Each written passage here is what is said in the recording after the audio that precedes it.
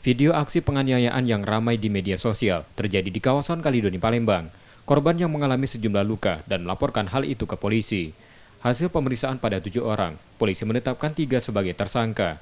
Salah satunya pemilik senjata tajam yang digunakan saat peristiwa terjadi adalah milik anak-anak. Dari pengakuan tersangka, penganiayaan terjadi lantaran sepeda motor tersangka dilempar batu korban bersama kelompoknya.